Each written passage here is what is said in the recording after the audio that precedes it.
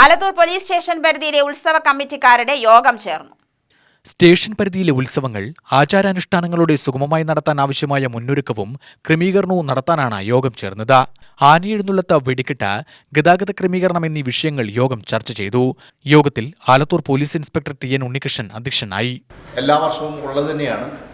പക്ഷേ ഈ ഒരു കാര്യങ്ങൾ നമ്മളത് നിരന്തരമായി പറഞ്ഞാൽ മാത്രമേ അത് നടക്കുകയുള്ളൂ, ചെയ്യുള്ളൂ. അപ്പോൾ ഇതിൽ പ്രധാനമായും നിങ്ങളെല്ലാം തന്നെ ഒരുപാട് എക്സ്പീരിയൻസ് ഉള്ള ആളുകളാണ്.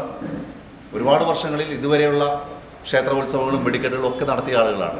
അപ്പോൾ മറ്റുള്ള ആളുകളൊക്കെ തന്നെ എത്രയും പെട്ടെന്ന് അതിൻ്റെ തയ്യാറെടുപ്പുകൾ തുടങ്ങുക.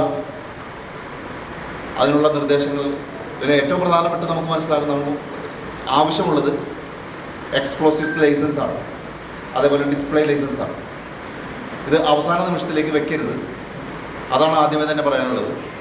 എത്രയും പെട്ടെന്ന് തന്നെ അതിൻ്റെ ലൈസൻസും അതിൻ്റെ പ്രാരംഭ നടപടികളും ദയവ് ചെയ്ത് എല്ലാവരും ആരംഭിക്കുക.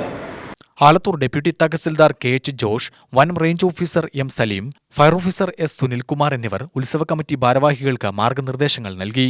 ഹൈക്കോടതിയുടെയും കേന്ദ്ര സംസ്ഥാന സർക്കാരുകളുടെയും മാർഗനിർദ്ദേശങ്ങൾ പാലിച്ച് ഉത്സവങ്ങൾ നടത്താൻ യോഗം തീരുമാനിച്ചു. UTV news, Palakkad.